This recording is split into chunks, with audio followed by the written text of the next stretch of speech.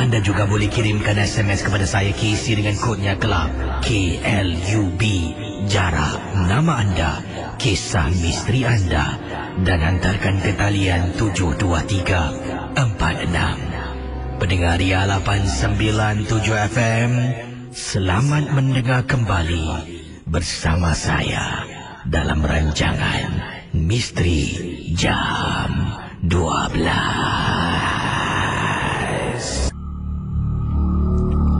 Pendengar Ria 897, saya akan bacakan kiriman email yang pertama pada tengah malam ini. Dan kisah email yang ingin saya kongsi sama kepada anda semua, kiriman daripada seorang pendengar yang bernama Saifuddin, ataupun nama ringkasan, nama singkatan yang diberikan Din saja. Kata Din, pengalaman ini berlaku di Bangkok. Beliau telah pun dihantar oleh syarikat tempat beliau bertugas di Singapura untuk berada di Bangkok selama lebih kurang 2 bulan. Sebenarnya beliau ni ada sebuah apartmen yang telah pun dikhususkan untuk si pendengar ataupun untuk beliau tinggal di apartmen tersebut. Tapi setelah dia tinggal di apartmen tersebut, dengan segera dia minta tukar ke tempat yang lain. Kenapa agaknya? Kata Din, pengalaman yang menyeramkan ini berlaku setelah seminggu saya duduk di apartmen tersebut. Sebenarnya apabila saya datang ni, ia merupakan servis apartmen, macam hotel tapi ada dapur kisi, kata Saifuddin.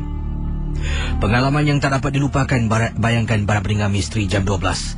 Kata Saifuddin, pengalaman beliau bila dia sampai di servis apartmen yang disebutkan di salah sebuah kawasan di Bangkok.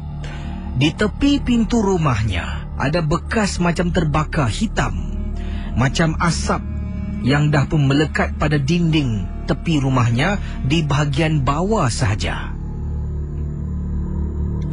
Mungkin itu adalah servis apartmen bangunan yang lama. Tak apa, masuk dalam memang besar, cukup lengkap dengan perabot, televisyen dan sebagainya. Dan kata Din, saya rasa tak sedap hati tinggal rumah ataupun servis apartmen sebesar itu. Tapi oleh kerana ini adalah satu tugas, saya haruslah tinggal seorang diri, tinggalkan isteri, tinggalkan anak untuk 2 bulan kisi. Saya janji pada isteri, kalau saya dah settle down, saya akan ajak isteri dengan anak-anak bercuti di sana untuk 2-3 hari. Berbalik kepada kisah Saifuddin yang ingin diketengahkan. Selepas seminggu saya duduk di apartmen tersebut, saya pulang dari tempat tugas waktu itu sekitar 9 lebih malam. Saya letakkan kenderaan di tempat letak kereta. Kemudian saya naik ke atas rumah. Bila naik ke atas rumah, dari jauh kisi, daripada lift, saya dah nampak di hadapan rumah saya ada seorang wanita tua sedang duduk. Duduk menyangkung sambil badannya sandah ke belakang, iaitu tembok tepi pintu rumah saya. Dari mana pula datang wanita ni? Dan saya tahu wanita ni adalah seorang pengemis, sebab pakaiannya tidak terurus, bajunya koyak. Bila saya dekat kisi nak masuk ke dalam rumah, bau kisi, bau seolah-olah busuk sangat-sangat, seperti bau bangkai. Bayangkan, para pendengar Ria 897, Saifuddin mengatakan, saya masuk ke dalam rumah, tutup pintu. Kemudian saya telefon guard room beberapa kali, ataupun katanya di sinilah telefon guard room beberapa kali untuk dapatkan bantuan supaya wanita yang duduk di hadapan rumah saya dihalau keluar. Tak ada orang angkat kisi. Saya pun naik marah. Saya turun ke bawah. Bila keluar dari rumah, masih nampak wanita yang sama, perempuan tua duduk. Jadi saya turun bawah. Kemudian saya nampak si budak yang jaga resepsi ni rupa-rupanya sedang bergayut dekat telefon. Saya pun kata pada dia, kau lebih baik tolong aku, dekat rumah aku tingkat ni ada perempuan tua sedang duduk. Kisi, bila saya cakap dengan dia dalam bahasa Inggeris, bila dia dengar saya tinggal di tingkat ... ni, kemudian depan rumah saya ada wanita tua sedang duduk, dia terus letak telefon tanpa mengatakan bye-bye pada orang di hujung talian. Dia tengok saya lama kisi. Jadi saya tanya, kenapa dengan kau? Sir, don't worry sir, I will settle everything for you. You go back to your room. Jadi saya balik kisi. Kata Saifuddin, saya pun kembali. Bila naik atas, wanita tua tadi dah hilang, Kisi. Tak apalah, bagus. Bau busuk pun tak ada, saya masuk ke dalam rumah. Kemudian, bau asap pula. Betul, Kisi. Setelah beberapa minit saya masuk ke dalam apartmen saya, tiba-tiba bau asap masuk dalam rumah saya. Jadi, saya pun bangun. Daripada ruang tamu ni saya menonton TV, saya bangun. Keluar rumah terperanjat apabila ternampak pekerja di resepsi itu sedang bakar beberapa joystick dan dipacakkan di hadapan tembok rumah. Jadi saya terperanjat. Saya tanya, "What are you doing?" "Oh, this one chase away the ghost," kata beliau. Jadi bila saya panggil dia masuk ke dalam rumah saya tanya pada dia, "Kenapa kau buat macam tu?" Katanya, dulu memang ada seorang wanita pengemis datang ke apartmen ini, kemudian nak minta sedekah. Orang yang sebelum ini tinggal dalam rumah ini ada memelihara seekor anjing. Apabila pintu dibuka, anjing meluru keluar menyerang wanita ini sampai wanita ini jatuh dari parapet ke bawah dan meninggal dunia. Jadi, seolah-olah roh si mati itu datang menghantui satu apartmen yang saya tinggal. Bila saya dengar terperanjat, Kisi, tak ada seorang pun beritahu saya. Sebab itulah, pertama kali saya sampai, saya nampak di tembok hadapan rumah saya ada bekas terbakar. Rupa-rupanya, Kisi, tempat offering mereka bakar joystick supaya roh si mati itu tidak akan mengganggu penghuni-penghuni rumah ataupun bilik apartmen yang saya tinggal. Memang menyeramkan. 2 hari kemudian, saya kata pada majikan saya di Singapura, suruh saya pindahkan ke tempat lain. Nasib baiklah, Kisi, mereka bertanggungjawab. Saya dipindahkan ke tempat lain. Kali ini lebih baik, lebih dekat dengan bandar, kawasan Mabungkrong. Terima kasih dan selamat tengah malam. Dari pendengar Misteri Jam 12, Saifuddin yang bertugas di Bangkok. Pendengar Ria 897 FM. Saya akan terus berkongsi pengalaman selanjutnya ini, dan ini adalah kiriman email dari seorang pendengar. Dan ini adalah pengalaman seorang isteri berkongsi peristiwa yang menakutkan berlaku kepada dirinya. Katanya di sini, satu peristiwa pengalaman yang menyeramkan ini sedang berlaku kepada keluarga saya. Saya dengan anak-anak runsing. Nama disuruh rahsiakan dan gunakan nama samaran Siti sahaja. Pengalaman Siti ini mengakibatkan ataupun melibatkan pembantu rumahnya. Beliau dengan suami dengan 3 orang anaknya hidup sekarang ini dalam ketakutan. Katanya pembantu rumah saya seringkali Kisi, dirasuk, disampuk pada bila-bila masa. Beberapa kali saya dapat tahu anak saya menceritakan yang pembantu rumah akan berdiri di depan pintu tandas, kemudian akan menyanyi-nyanyi di waktu malam. Kadang-kadang saya dengan suami bertugas waktu malam. Jadi rumah tu hanya anak saya 3 orang dan pembantu rumah. Anak saya yang paling tua berusia 12 tahun. Yang lain semua masih kecil, Kisi. 1 darjah 3 dan 1 lagi adiknya baru saja berusia 5 tahun. Bila abang telefon, abang memberitahu saya yang dia takut. Dia panggil pembantu rumah saya Bibi. Katanya, "Mama, Bibi dekat dapur depan pintu tandas tengah nyanyi-nyanyi." Jadi pada mulanya saya tak faham apa yang diceritakan anak saya. Kemudian bila anak saya kata dia takut, saya dapat dengar dengan jelas di telefon anak saya dengan perlahan-lahan masuk bahagian dapur rumah, kemudian letakkan telefon bimbit di atas meja makan, terus dia lari masuk ke dalam bilik. Saya dengar, Kisi, pembantu rumah saya seolah-olah bergurindam menyanyi.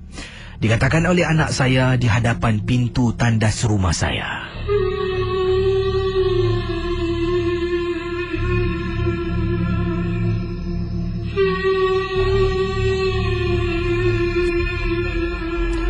Apabila saya tidak bertugas, perkara yang sama berlaku.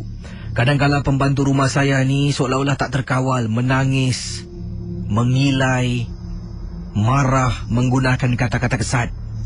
Dan Kisi, sampai ke saat ini pembantu rumah saya masih mempunyai gangguan. Cuba anda bayangkan para pendengar Ria 897. Kata pendengar kita yang bernama Siti bukan nama sebenar. Beliau terpaksa menghantar anaknya tinggal di rumah ibunya yang akan menjaga 3 orang anaknya apabila dia dan suami bertugas malam. Yang hairan, suami mati-mati tak nak hantar pembantu rumah ni balik.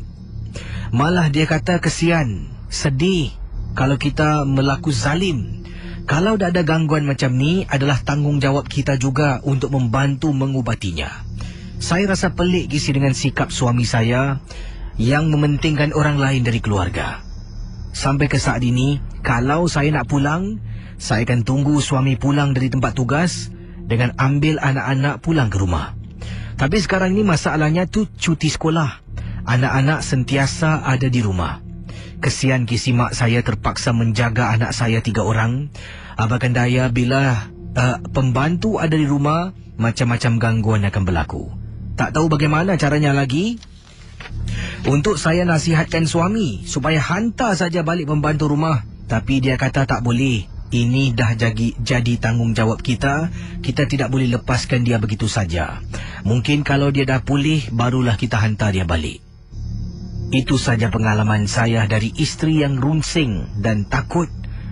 Kak Siti, terima kasih dan selamat tengah malam. Pendengar Ria 897, saya akan teruskan kisah selanjutnya dalam rancangan Misteri Jam 12 di Ria 897 FM.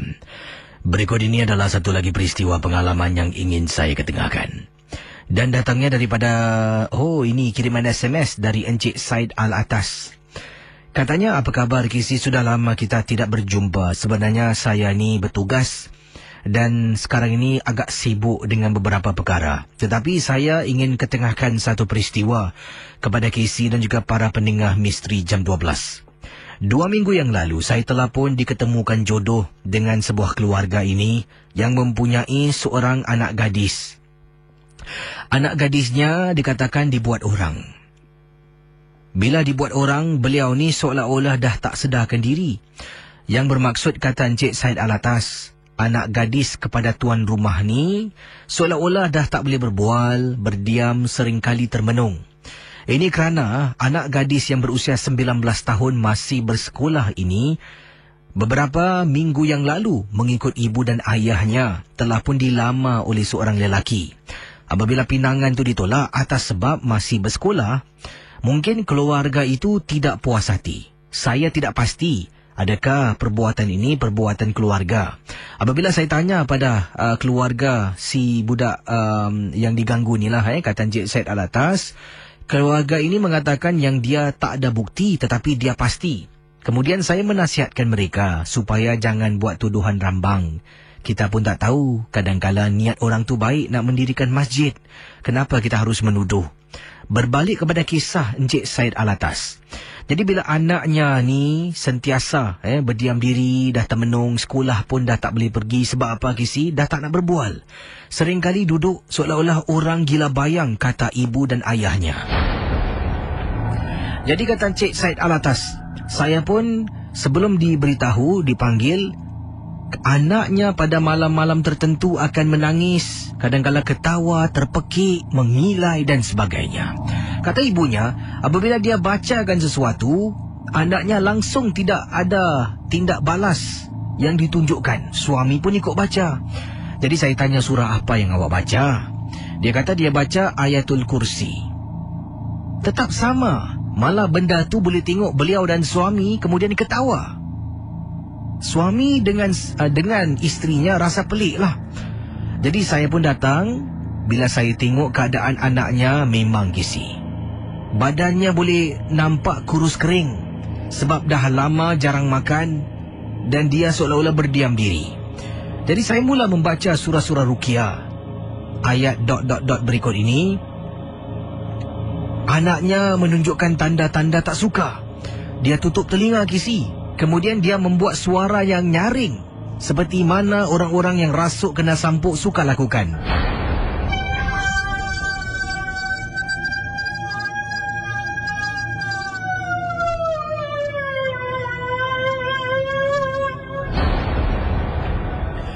Kemudian dia kata, sakit, sakit, abang sakit, bang. isteri dengan suami terus pandang ke arah saya. Saya baca dan baca dan baca berkali-kali kisi. Operasi ini diteruskan selama lebih kurang 1 jam setengah. Anaknya pingsan. Kemudian bila dia bangun, muntah tak henti-henti. Barulah anaknya pulih. Mungkin tidaklah 100%, tapi pulih setidaknya dia boleh berbual. Tercungap-cungap nafas dibuatnya. Jadi dia tanya pada saya, kenapa bila kita baca Ayatul Kursi tidak ada apa-apa reaksi, malah dia berdiam saja? Dan saya memberitahu, penyakit gangguan sihir ini sama seperti penyakit-penyakit lain. Kalau orang sakit batuk, takkan kita kasih obat demam. Kalau orang sakit demam, takkan kita kasih obat batuk. Begitulah dengan surah-surah. Ada surah yang kena dengan penyakit ini, ada surah yang tidak. Kita sebagai hamba Allah harus cuba ikhtiar, baca dan terus membaca dan yakin kepadanya. Terima kasih Kisi, dan juga selamat tengah malam dari Said Al-Atas. Baik pendengar-pendengar Misteri Jam 12 yang berada di Singapura, yang berada di Malaysia, di Indonesia, yang berada di mana saja anda berada, juga di Australia. Terima kasih kerana bersama saya dalam perancangan Misteri Jam 12. Setiap kisah yang anda dengar, pastinya kita harus anggap hanya satu hiburan. Jangan terlampau kita taksub, terikut-ikut. Semua ini macamlah kita menonton filem-filem seram macam itulah. MJ12 100% hiburan saja. Dan saya akan teruskan dengan pengalaman kiriman email selanjutnya ini. Ini adalah pengalaman email yang saya terima, datangnya dari seorang pendengar dari seberang. Dan kisah yang diceritakan ini, cuba anda bayangkan. Ada seorang nenek tua yang dah pun disahkan meninggal dunia. Nenek tua ini pula dipercayai oleh orang-orang kampung. Ini kiriman daripada Hafiz. Hafiz dari seberang tambak lah yang berkongsi. Katanya dia pendengar dari Malaysia, tak beritahu kawasan mana. Tapi Hafiz kata di kampungnya ada seorang nenek meninggal dunia. Nenek ni bukan jalang-jalang orang. Memang terkenal dan dikatakan ada saka yang disimpan bertahun-tahun lamanya. Akhirnya Kisi, saka pun saka. Kalau ajal dah sampai, maut dah sampai, tetap akan pergi ke rahmatullah. Kembalilah ke rahmatullah, kata Hafiz. Cuba Kisi bayangkan, nenek ni tidak ada. Sebarang anak, cucu tak ada. Tidak ada orang kampung pun. Kalau dia ada pun kami tak tahu sebab tak pernah nampak pun anak-anak cucu-cucunya. Jadi kisah yang ingin diketengahkan oleh Hafiz tentang si arwah ni. Nama yang digunakan saya tak pasti, ini mungkin nama betul tapi saya nak tukar. Takut nanti sebut-sebut. Kronik saya kat sini. Jadi saya tukar namanya kepada kejap. Okey, Nek Timah lah. Nek Timah bukan nama sebenar. Dia ada gunakan nama panjang ni. Dan bila baca namanya macam seram pula. Nek Timah bukan nama sebenar, nama samaran. Jadi bila Nek Timah meninggal dunia, ada orang kampung yang datang, termasuk saya datang. Setelah arwah dimandikan, dikafankan, orang-orang kampung semua berkumpul. Ada yang datang dengan niat yang baik. Biarlah nak menguruskan jenazah, nak baca dan sebagainya. Ada pula yang datang kepo, Kisi nak ambil tahu bagaimana wanita yang dikatakan dalam kampung ni hebat meninggal dunia. Jadi Kisi, apa yang berlaku? Mayat ataupun jenazah si arwah ni berada betul-betul di tengah-tengah rumah. Ditutup dengan kain batik lepas. Wajahnya pula atas kepala tu ditutup dengan selendang transparan lah, yang boleh nampak sedikit mukanya. Jadi bila ramai-ramai sedang duduk baca Yasin, sedang tunggu pengurus jenazah datang, cuba Kisi bayangkan. Tiba-tiba salah seorang daripada orang yang ada di ruang tamu tu terus berdiri. Kemudian dia istighfar berkali-kali. Bila tanya kenapa, dia kata nampak Nek Timah buka mata sekali awal tadi. Jadi salah seorang pakcik yang ada pada malam tersebut, bayangkan waktu tu malam pada malam tersebut, terkejut dan dia katakan, dahlah mungkin tu bukan Bukan benar. Mungkin tu hayalan. Kamu penat agaknya. Kamu balik sudahlah. Tak, Pak. Tak. Saya nampak dia buka mata, Pak. Depan saya nampak dia buka mata. Pak Cik ni sedang seolah-olah berbual baik-baik dengan lelaki yang nampak wanita tua ni buka mata. Tiba-tiba, Pak Imam. Pak Imam. Bila Pak Imam toleh, kami semua sebenarnya perhatian ni dah pun tumpu kepada Pak Imam dengan lelaki yang cakap nampak nenek ni buka mata. Bila seorang daripada mereka dalam rumah tersebut memanggil, Pak Imam, Pak Imam. Bila toleh kisi, astaghfirullahalazim. Kisi nak tahu tak, kata Hafiz, semua orang kampung terperanjat apabila si arwah tiba-tiba dalam keadaan duduk. Bila dalam keadaan duduk, selendang di mukanya terlepas. Matanya masih tertutup tapi mulutnya ternganga. Kisi penuh dengan ulat dan serangga keluar dari mulut. Kata beliau di sini. Sesaat kemudian, datanglah macam-macam binatang dekat tingkap. Nampak kucing hitam, dengar bunyi suara burung hantu di luar rumah dan sebagainya. Semakin kuat, semakin ligatlah ramai-ramai dalam rumah tu membaca Yasin tak henti-henti. Pak Imam cuba lakukan sesuatu, mengazan, dan tiba-tiba mayat tu baring kembali. Orang-orang yang kepo, yang langsung tak naik atas untuk baca, yang berada di sekitar kawasan rumah tersebut terus naik atas kisi. Tiba-tiba mereka ramai-ramai konon-konon nak bacakan untuk si arwah. Teruk kisi. Daripada malam sampailah ke subuh. Bila solat berjemaah, sampailah pengurus jenazah datang. Semua tak tidur, masing-masing bergile-gile gotong royong kisi baca Yasin tak henti-henti. Itulah pengalaman yang diceritakan oleh Hafiz, pendengar dari seberang, berkongsi tentang seorang nenek yang dikatakan hebat dalam kampungnya, seolah-olah mati hidup semula. Itu adalah kisah dari Hafiz yang Hafizul dari seberang tambak berkongsi pengalaman pendengar dari Malaysia. Dan mungkin apakah agaknya anda rasa motif bukan motif lah, tapi kenapa agaknya bila ramai-ramai sedang baca orang kampung ni gotong royong, bagus orang-orang kampung ni. Nah, walaupun ini itu tidak ada saudara mara ataupun tidak ada anak lah yang datang menjenguk ke, tapi nampak ni keukuhan orang-orang kampung ni.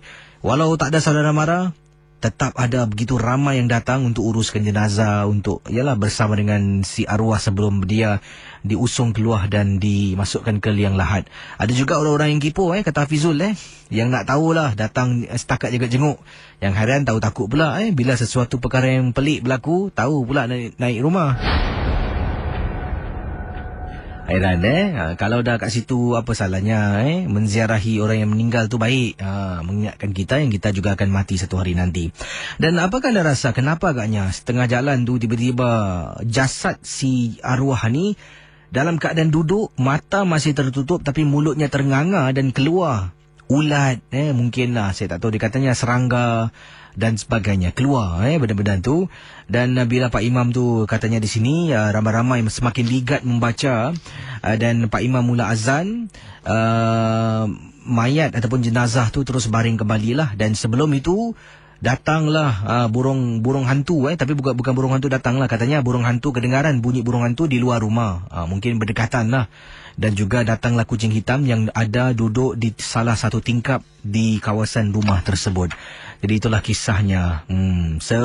Sekuat manapun lah ketika hidup di bumi yang nyata ini, pastinya kalau dah sampai, pergi juga. Pendengar Ialah 897. Berikut ini kiriman SMS yang saya ingin bacakan, yang dikirimkan kepada saya dengan kodnya Club KLUB, jarak nama, kisah misteri, pendapat pandangan hantarkan ke talian 72346.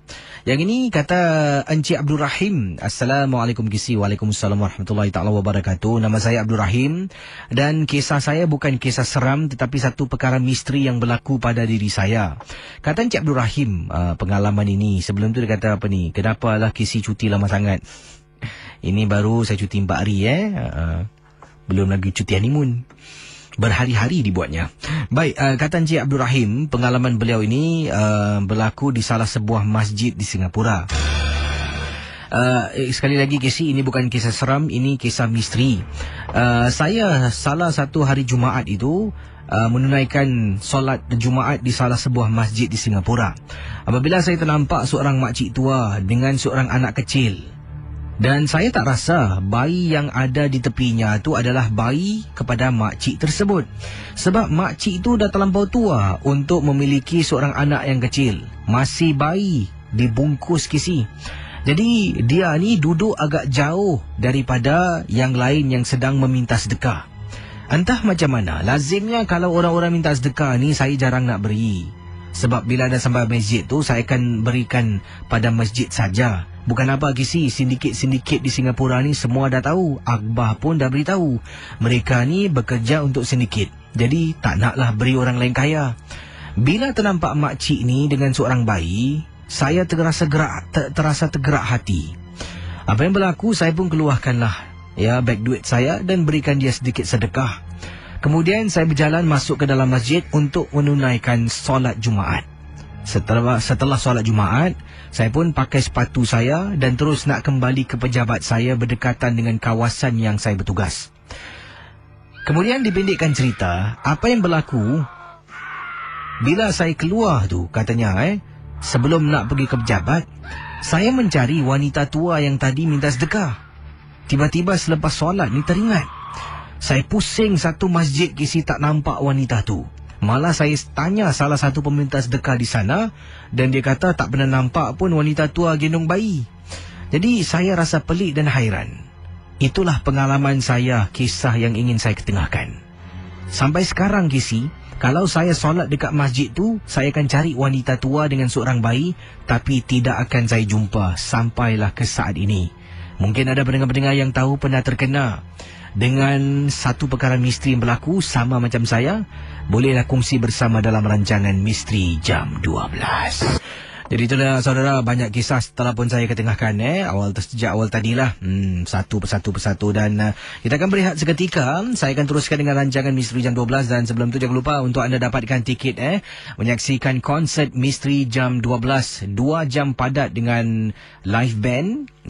Juga ada segmen akustik, ada juga filem pendek. Dalam tu ada filem pendek MJ12 dilakonkan oleh DJ Ria. Ada juga cerita seram bersama dengan saya pada hari tersebut. Dan selain itu ada juga peringkat akhir projek rentak dan sebagainya. Jadi datang tu beramai-ramai dan yang dah beli tiket, terima kasih diucapkan. Ada sampai action, petik gambar nampak. Yang telah pun dipaparkan di Facebook, terima kasihlah banyak-banyak. Dan awal tadi pagi saya telah pun pergi reki tempat tu lah dengan tim Ria 897. Dan bila lihat tu, tak sabar ni nak menunggu nantikan kehadiran 1 Januari 2012. Tiketnya ada di Musica Records, $12. Dan untuk kanak-kanak di bawah usia 7 tahun, kalau datang tu mesti bawalah pengesahan anak anda tu bawah usia 7 tahun. Masuk adalah percuma. Okey. Jadi jangan lupa tarikhnya 1 Januari 2012 datang dan berpakaianlah misteri. Pakaian misteri itu tak semestinya anda pergi sewa baju Dracula pakai, tak ada. Mungkin serba hitam ke, mungkin serba putih. Serba putih orang boleh, serba putih orang tanya, ni apa misterinya? Ni orang bunian. Mungkin kalau serba hitam tu, mungkin muka anda nak letak bedak banyak-banyak sampai putih melepak pun boleh. Yang penting misteri lah. Kalau tak nak pakai boleh, tak kisah. Digalakkan lah kalau beramai-ramai kita bergambarkan cantik sikit. DJ Ria pun akan berpakaian misteri pada malam tersebut. Nantikan sajalah. Baik, saya akan berehat seketika. Akan saya kembali sebentar nanti dalam rancangan Misteri Jam 12 di Ria 897 FM. Baik, macam-macam kisah saya terima pada malam ini dan terima kasih bagi anda yang memantau siaran Ria 897. Ada juga komen-komen di Rita Hafiz tadi. Memang kalau kita cuba bayangkan betul, memang menyeramkan. Yang ini katanya di sini, okey, ada kata kisah malam ni seronok Kisi. Kenapa lah MJ12 kalau Kisi cuti tak ada, kalau Kisi tak cuti kalau Kisi cuti ada MJ12 kan bagus. Itu pun awak dulu request semua yang buat permintaan, ingat tak dulu? Kata Kisi, kalau Kisi tak bertugas jangan buat MJ12 lagi, baguslah. Bak kata orang putih, be careful what you ask, you might just get it. Macam itulah, ya. Jadi ramai yang beri pendapat kalau tidak bertugas jadi akan ditiadakan. Sebab itulah kita ambil maklum balas tanda tu, kita pertimbangkan dan diketengahkanlah. Jadi apa awak minta tu kita cubalah, mana yang praktikal tu kita akan cuba. Okey, terima kasih. Yang ini ramai kata rindu lah dan sebagainya. Terima kasihlah pada yang kirim sebab SMS rindu praktikal tu kita akan cuba. Okey, terima kasih. Yang ini ramai kata rindu lah dan sebagainya. Terima kasihlah pada yang kirim sebab SMS rindu-rindu ni banyak sangat. Katanya tak ada MJ12 rindu-rindu-rindu. Tapi sekarang ini saya ingin ketengahkan satu cerita sebelum saya jawab panggilan pada malam ini. Ini kiriman, saya rasa ini kiriman SMS ni datangnya dari seorang anak lah. Kisah dari seorang anak yang bernama Umairah, bukan nama sebenar. Nama katanya di sini nama samaran. Tapi nama ini saya gunakan nama ini teman-teman rapat saya dan kakak saudara saya sahaja yang tahu nama samaran yang digunakan Umairah. Kisah Umairah tentang apa? Kisah Umairah tentang ibunya yang telah pun melakukan sesuatu dalam rumah sehingga akan mengganggu beliau. Apakah kisahnya? Akan saya kembali selepas ini. Jangan ke mana-mana. Pendengar 897. Seorang anak bernama Umairah kirimkan SMS kepada saya. Kisahnya berbunyi begini. Kisi 2 minggu lepas, saya dapat tahu yang ibu saya mandi bunga. Sebab apabila sedang saya bersiap-siap sedia waktu pagi, saya masuk tandas nak mandi, nak siap ke sekolah, terperanjat. Dalam tandas ada bunga-bunga yang masih belum dibersihkan. Nak tanya ibu, takut dimarahi. Saya buat bodoh. Jadi Umairah memberitahu, setelah ibu mandi bunga, saya dapati rumah saya ni lain macam sedikit kisi. Beberapa kali bila waktu malam saya terbangun nak ke tandas, saya akan terdengar seolah-olah suara perempuan menangis dalam tandas rumah di bahagian dapur. Terbantut saya dibuatnya nak ke tandas. Bukan sekali, malah dah 3 kali saya dengar sejak 2 minggu yang lalu apabila saya dapat tahu ibu mandi bunga. Saya tidak pasti kenapa ibu mandi bunga. Ibu saya adalah seorang ibu tunggal, berpisah dengan ayah saya. Dah berpisah, saya dijaganya, mendapat hak sepenuh menjaga saya. Satu-satu anak dalam keluarga, kata Umairah. Tapi sekarang ini saya rasa-rasa macam katanya nak ikut abah saya tinggal bersama. Tetapi pastinya ibu tidak akan sesekali membenarkan saya. Kebelakangan ini ibu saya pun dah tak tentu arah. Saya pun tak diurus. Kalau selalu tu pernahlah duduk berbual dengan saya, tanya tentang homework dan sebagainya. Tapi kebelakangan ini, setiap kali balik sekolah, dapur tak berasap, duit pun tak ditinggalkan. Kadang-kadang terpaksa saya pergi rumah makcik yang nasib baik tinggal berdekatan. Tapi sampai bila kisi saya nak mendapat harapan dari makcik?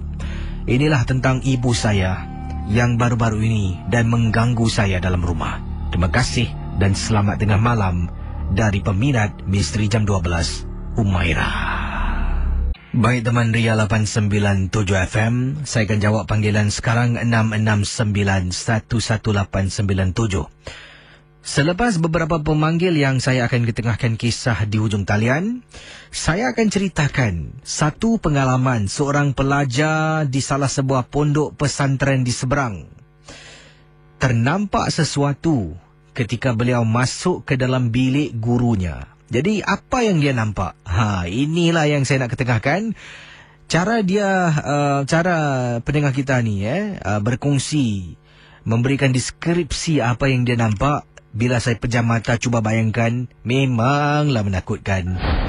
Tapi sekarang kita ke hujung talian dahulu, 669-11897. Ingat kalau nak bercerita, radio tu dimatikan dahulu di belakangnya. Kemudian cerita tu harus jelas lah. Jangan cerita tu suara anda berbisik-bisik, susah nanti untuk kami mendengarnya. Hello, selamat tengah malam. Siapa tu? Hello, selamat tengah malam. Casey. Siapa bercakap ni? Ni Kak Mimi. Kak apa? Kak Mimi? Ya. Buat panggilan dari mana Kak Mimi? Ni kat rumah, Casey. Ada pengalaman tentang apa Kak Mimi? Silakan. Ni dah on air belum ni? Dah on air dah. Itu dalam, sorry. Ini pengalaman ni pembantu Kak Mimi lah. Ini bila berlaku? Tahun ini, tahun lepas? Tahun ini juga. Kak Mimi baru ambil dia tahun lepas bulan 12. Jadi dalam beberapa bulan tu kita ni berbual cerita masalah dia kat sana. Macam mana hidupan dia semualah. Dia satu hari bila berbual dengan dia kat dapur, dia ceritalah yang ini kan. Waktu dia tengah hamil ni dia nazak lah. Bila ni dia nazak tu tak boleh bangun. Bila dia lepas salin tu tiba-tiba nenek dia bangun. Macam dia suka lah bang, cucu aku dah salin di kesukaan. Bila dah salin dah 3 hari tu nenek dia terus meninggal. Bila dah meninggal tu Casey mayat dia dah dimandikan lah kat dalam rumah nenek dia punya adik. Jadi nek saya ni kat rumah mak dia lah dalam hari kan. Jadi macam mana mayat nenek dia bangun. Bila saya tanya, nenek kau bangun? Bu, awal nenek saya bangun. Kenapa bangun? Itulah bu, saya dengar cerita daripada keluarga lah, dia begitu. Bila dah dari kapan, semua orang yang lihat ni semua macam terperanjat lah, dia begitu. Jadi orang panggil Kiai. Kiai tu tanya, kamu nak apa? Tapi mata arwah nenek dia tutup. Suara dia bersuara lah. Dia bilang dia tak nak rumah ni. Dia cakap gitu. Dia nak rumah anak dia lah yang cucu salin. Okey lah, jadi diorang transfer lah mayat nenek dia di rumah mak dia. Anak dia yang nenek ni di rumah nenek adik dia lah. Bertukar lah kan. Bila dia cerita gitu, saya tanya dia, yang marah ibu tanya ibu kamu, nenek kamu ada simpan suka saya cakap gitu. Dia memang dia tak tahu tau Casey. Jadi saya diam, saya terfikir. Sekali dah 3 hari Casey, dia duduk, saya tanya dia, ibu tanya tak apa dia ibu, aku tak pernah tak tahu nenek kamu macam mana, kamu pun tak cerita kan. Jadi saya tanya dia lah, nenek kamu orangnya kecil-kecil je. Hello? Hello? Ya, teruskan. Okey. Nenek kamu orangnya kecil-kecil, rambutnya putih, rambutnya panjang, kulitnya macam kamu, hitam manis, jalannya bongkok dia terperanjat sikit. Bu, betul bu, macam mana ibu tahu? Oh, aku nampak dia kat depan kamu, cakap gitu. Dia terperanjat tau. Habis dia cakap, jangan-jangan kan ikut kamu tau. Saya tak tahu cakap gitu tau. Kemungkinan lah, mungkin neneknya ada kasih pada kamu, tapi kamu tak tahu cakap gitu. Kemungkinan lah. Habis satu hari saya tidur kat bilik dengan dia, tidur share lah. Saya ada katil single, bawah tarik punya lah, untuk bawah saya kat atas lah. Tapi saya sebab saya tidur, saya punya kepanasan. Tapi satu hari tu tidur kepala sama. Kita tidur kelentang kepala sama. Sekali kakak pusing lah, beralih kepala macam kaki kepala tukar alih lah. Sekali kakak menghadap tembok, baru nak lelap Casey. Sekali tiba-tiba Casey, saya dengar suara berbual Casey, bahasa jauh pekat tau Casey. Saya tak faham tau Casey. Dalam gelap ni, sekali kami ni pusing je. Nenek dia tengok saya tu Casey. Nenek dia tengok saya terus ambil bantal. Saya cakap dalam hati, kau nak berbual dengan cucu kau, aku tak masuk campur. Kakak cakap gitu kan. Dia takut Casey. Saya tidur lah sampai pagi. Besoknya saya sadar, saya cerita dengan dia lah, nenek kamu semalam datang berbual dengan kamu, kamu tak sadar, tak tahu mood dengan gitu. Kamu tengah tidur tau, nenek kamu berbual dengan kamu, ibu nampak. Tapi bahasa apa tu kamu punya jauh, tak faham. Kakak cakap gitu lah dengan dia. Dia ke begitu. Habis dia cakap, bu, kalau boleh tolong carikan lah orang pulihkan. Saya cakap, saya tak tahulah, kalau kau nak cari yang kat masjid lah, boleh tengokkan. Saya cakap gitu lah Casey. Nanti satu hari saya carikanlah tengok macam mana. Habis Kesi saya dah berapa kali asyik marah-marah di Kesi. Saya marah dekat dapur Kesi tempat pinggan mangkuk, rak pinggan-pinggan tu Kesi. Kesi tahu apa jadi. Nenek dia jatuhkan 2 kali Kesi. Pecam dengan mangkuk saya. Pasal saya marah-marah cucu dia. Nenek dia tak terima Kesi. Pasal nenek dia tetap ada dalam rumah. Sampai sekarang pun saya tawakal aja kan. Saya semayang apa yang boleh lah Kesi. Satu hari tu semayang kat bilik tu. Cobaan juga dia lalu lintas tak tentang saya buatnya. Sampai sekarang terpaksa saya tawakal lah. Apa nak jadi lagi. Jadi pembantu ni masih dengan anda lah? Masih Kesi. Saya ikat ni kontrak 2 tahun kan. Jadi saya setiap kali kalau marah dia Kesi, ini dia timbul. Bila dia timbul, dia marah saya. Saya cakap firasat kita berubah ni dalam hati. Saya cakap dia, aku marah disebab saya cakap gitu. Pasal ada kesalahan, kalau tak ada salah, apa saya nak marah? Saya cakap gitu. Tapi kalau siang hari tengah tengok TV ramai-ramai, ni mate saya ni kat dapur sama mangkuk, dia dah keluar, dia tengok saya.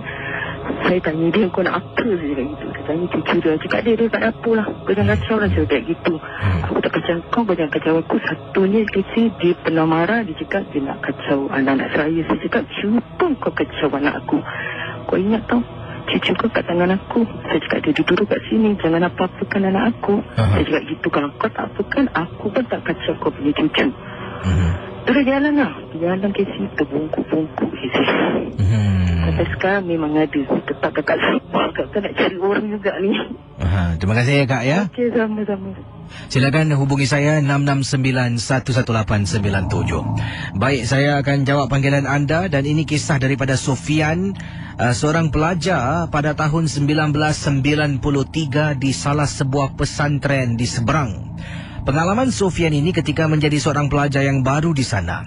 Pernah bila beliau masuk ni diberi amaran dan mungkin katanya di sini nasihatlah oleh penghuni-penghuni yang ada belajar di pesantren yang disebutkan. Kata Sofian, kisahnya begini. Bila saya sampai di pesantren itu, di salah sebuah pesantren di Seberang, saya pun buat kawan lah, semua ramah tamah Kesi. Dan pelajar-pelajarnya bukan saja daripada Singapura, malah berbilang kaum dari rantau inilah yang duduk belajar di pesantren.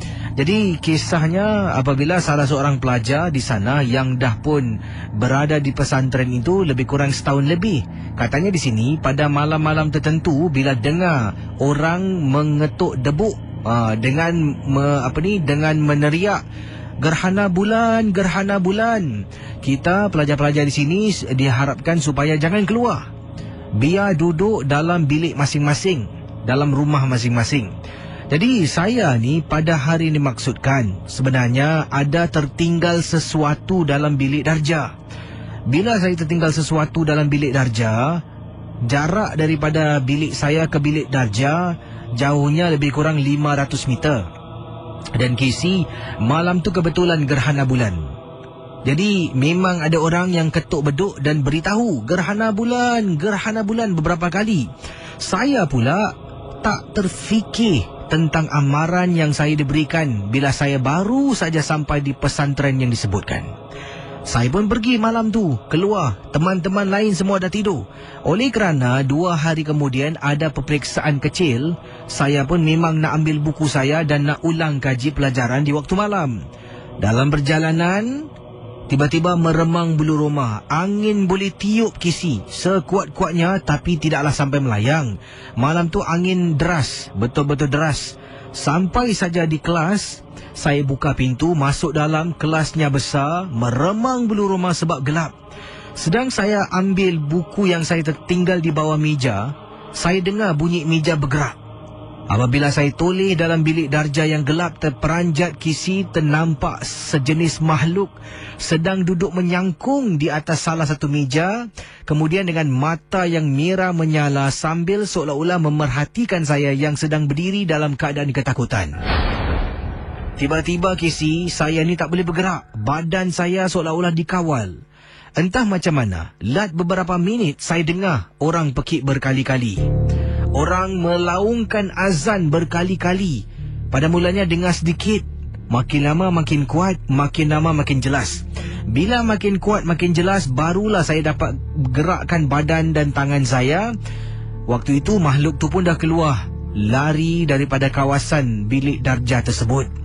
2 orang, dikatakan sini 2 orang penjaga pesantren tersebut memasuki dalam kelas dan saya dimarahi. Kenapa keluar sewaktu diumumkan malam ini adalah gerhana bulan. Terima kasih dan selamat tengah malam dari seorang bekas pelajar pesantren ...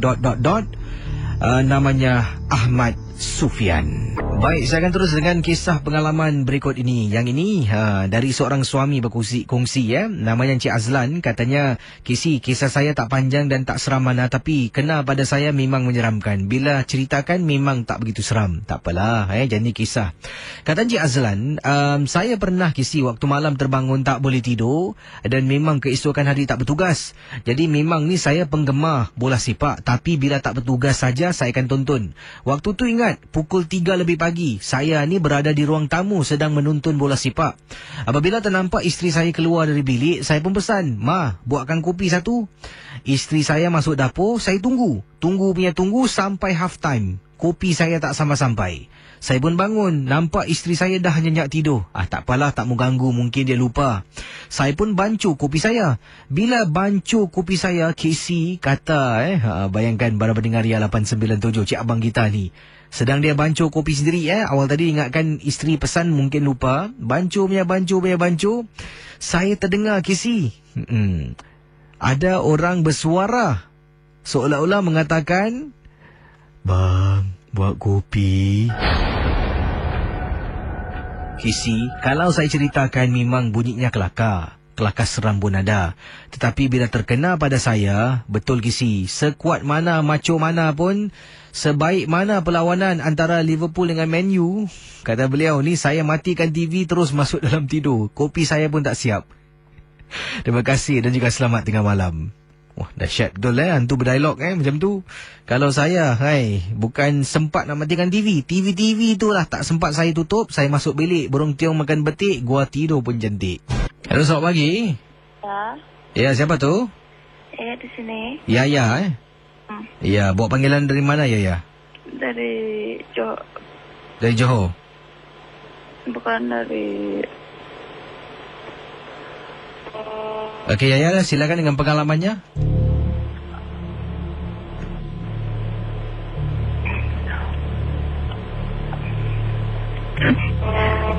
Waktu belum aku masih kerja di situ,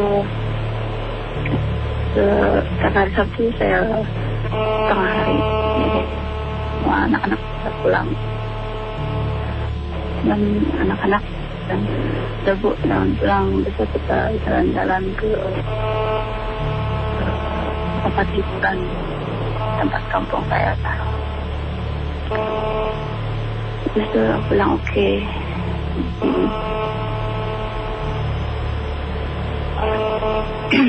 Bisa saya kasih tahu syarat-syaratnya kepada teman-teman saya. Kalian mau ke sana boleh, tapi kalian jangan ngelakuin yang namanya perbuatan yang tidak boleh kalian lakukan.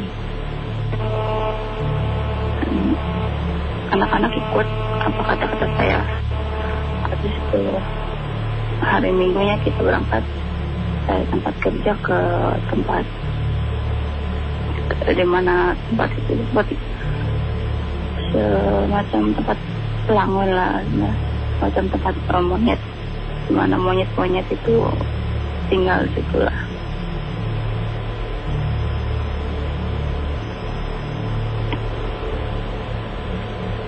Dan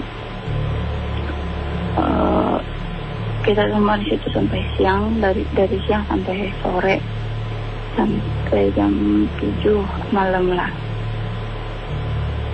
Dan anak-anak ingat apa kata-kata saya, jangan ngelakuin perbuatan yang tidak boleh kalian lakukan gitu. Jadi kita mau pulang sekitar jam 8. Habis itu Anak-anak sudah pada di depan mau masuk ke mobil. Saya di belakang sama teman saya yang satu, yang laki-laki. Itu semua. Saya mendengar ada orang yang nangis di situ. Dan saya dengar, tapi teman saya yang laki-laki nggak dengar. Dan saya diam sekejap. Saya bilang sama teman saya, bilang, Mas, bentar kita nggak dengerin ada orang nangis nggak?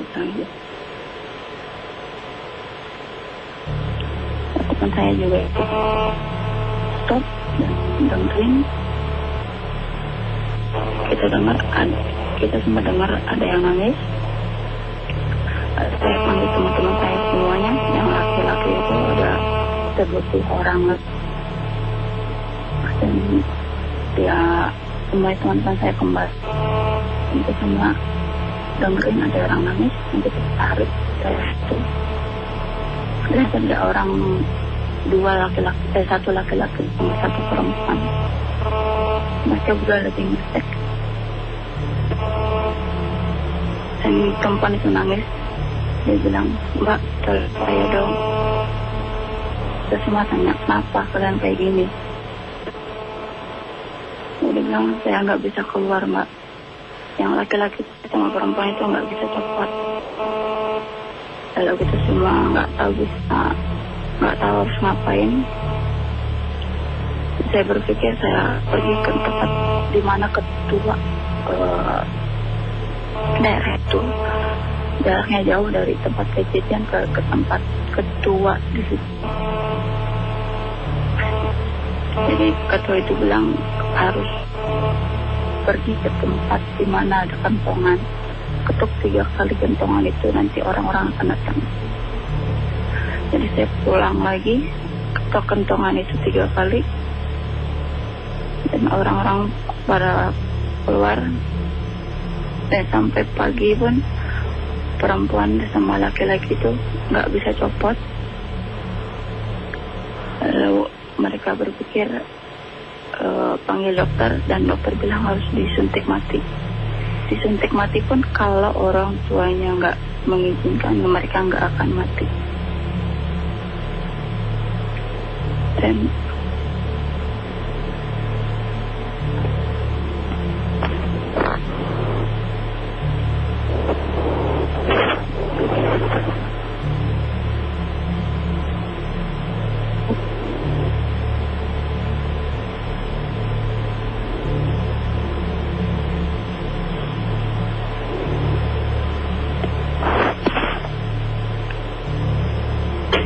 ayo.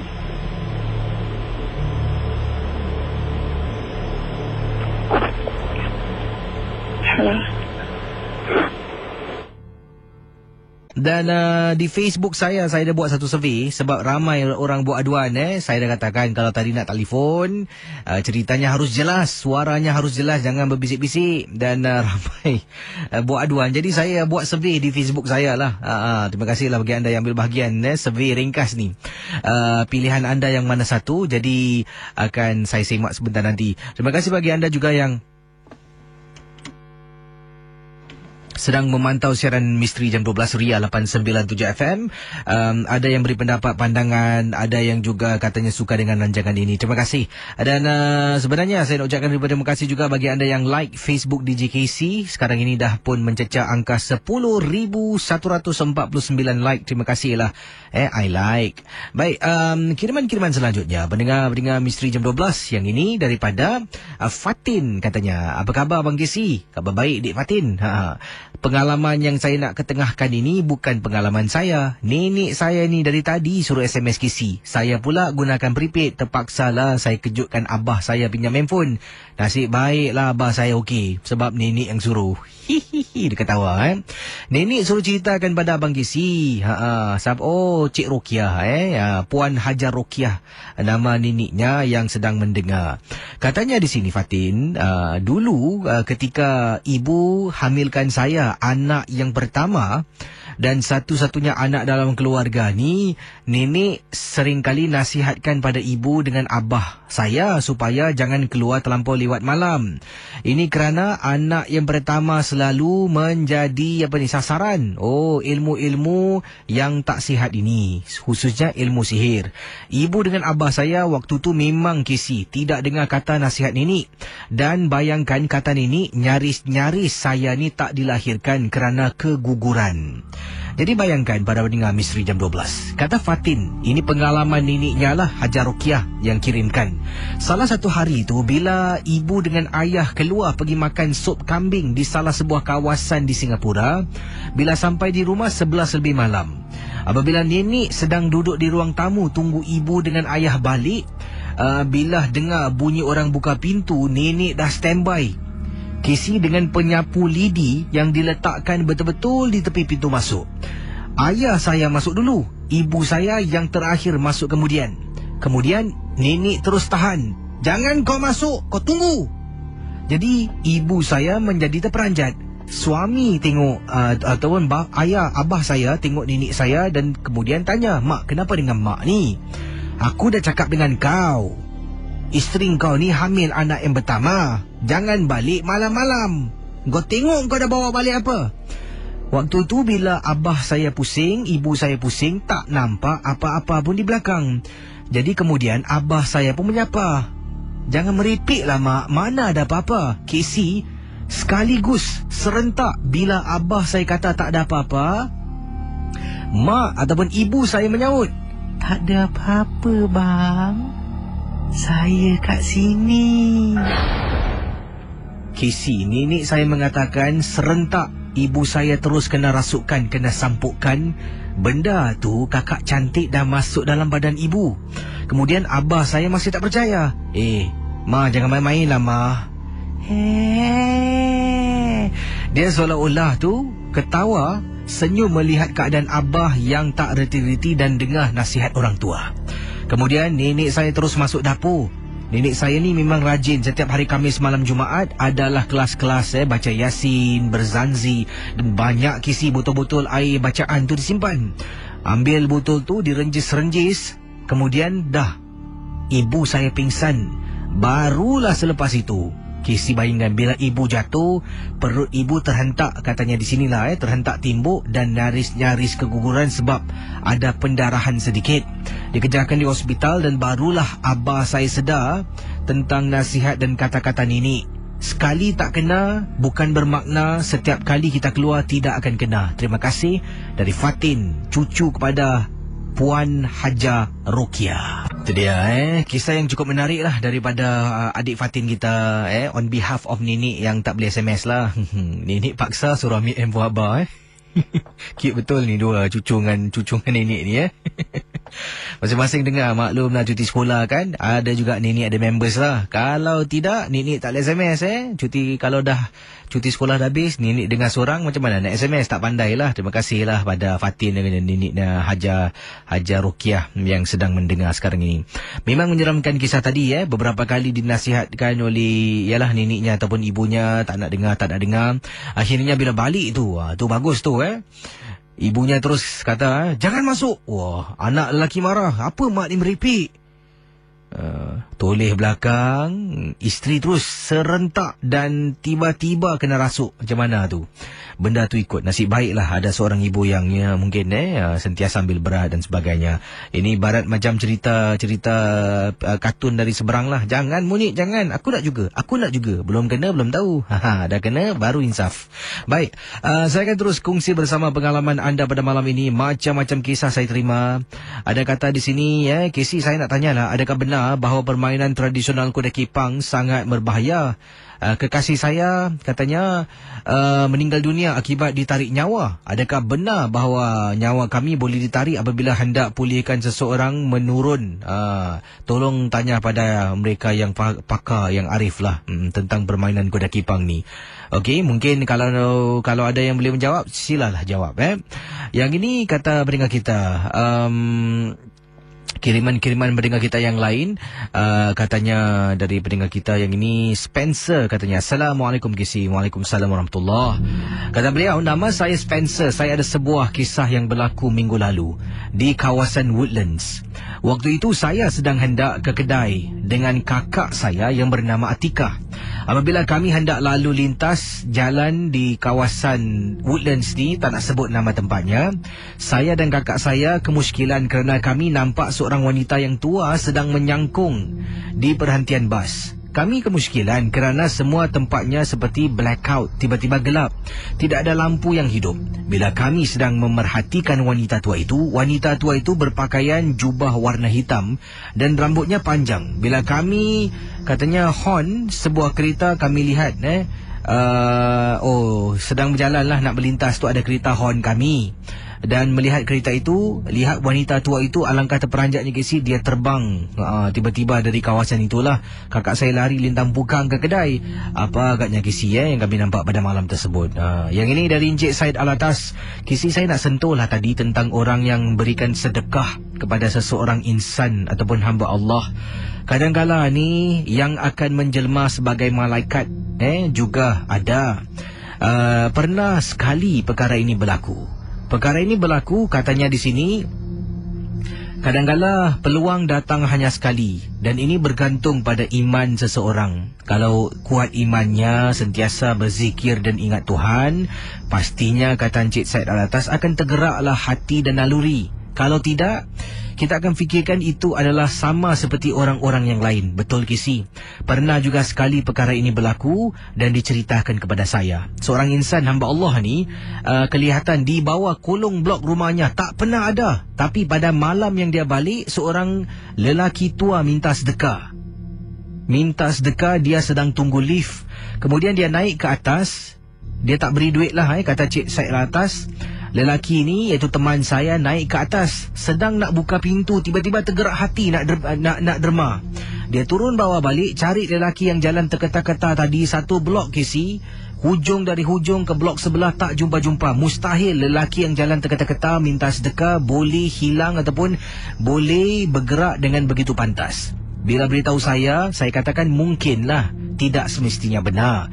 Itu adalah malaikat. Selalunya peluang-peluang keemasan macam ni cuma datang sekali saja. Yang menggerakkan kita bukan diri kita sendiri, tapi amalan-amalan kita. Itu sebagai hadiah KC. Bonus lah bagi yang dapat. Terima kasih dan juga selamat tengah malam. Macam-macam kisah saya terima pada tengah malam ini. Ada yang kata kat sini, nak tahu Afsal katanya dari Afdil tentang kisah pengalaman seorang makcik tua yang meninggal dunia di kampung. Kisah yang dikirimkan oleh Hafizul awal tadi. Kata Abdil, KC mungkin nak tahu tak kenapa mulut orang yang dah meninggal tu keluar ulat dan serangga. Adakah itu disebabkan banyak mengata orang atau sebab lain KC? Tak pastilah, tolong jawab soalan saya. Isteri saya ingin tahu. Terima kasih dari Abdil. Saya sebenarnya pun tak tahu sebab Hafizul pun tidak beritahu kenapa sebabnya. Mungkin dia pun tak tahu. Tapi daripada pengalaman Hafizul ni mengatakan mulut wanita nenek tua yang meninggal tu keluar ulat tiba-tiba. Banyak sangat ulat. Sambil dia terbangun, terduduklah. Itu yang menyeramkan tu mayat seolah-olah bangun duduk kembali tu. Yang ini pula kata teman kita, KC, welcome back. Terima kasih. Ada yang kata rindu dengan MJ12. Terima kasih lah banyak ya.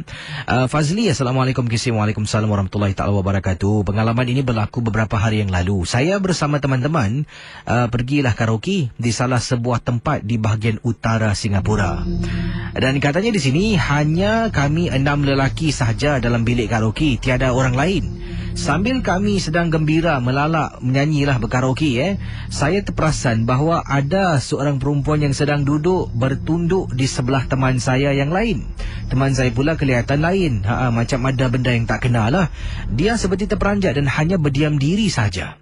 Yang lain masih lagi berkaraoke, menyanyi melalak seperti biasa. Macam tak ada apa-apa, macam tak nampak, tak sedar lah. Saya ingin tegur teman saya, tiba-tiba berdiam. Tetapi saya ingat pesan ibu bahawa jangan tegur jika ternampak sesuatu, buat bodoh sudah. Saya pun menutup mata saya lah dan membaca surah-surah yang saya tahu. Bila buka mata, benda tu hilang. Teman saya yang tadi benda tu duduk di tepinya, yang terdiam tu pulih. dan tiba-tiba terus kembali macam biasa berkaraoke bersama-sama dengan saya. Selepas berkaraoke, kami pergi makan di sebuah restoran. Saya pun sempat bertanya jika dia ternampak benda yang tadi. Dia pun mengatakan yang dia ada lihat dan mengatakan bahawa perempuan itu berbisik,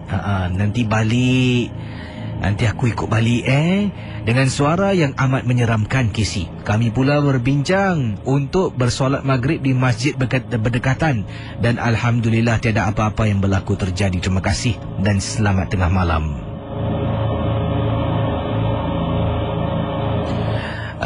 Kisah selanjutnya, katanya di sini, kisah ini berlaku 2 hari yang lalu.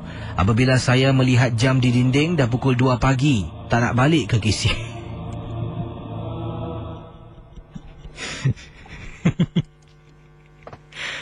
Ya, terima kasih okeylah. Baca cerita salah, suruh balik. Buka talian salah, tak buka, nanti dapat SMS, email kata Casey, asyik baca email dia, orang lain pun nak telefon. Bila buka telefon, cerita bisik-bisik. Macam nak Rina ni. Baiklah, saya jumpa anda esok malam dan terima kasih kerana bersama Casey dalam Misteri Jam 12. Bye-bye.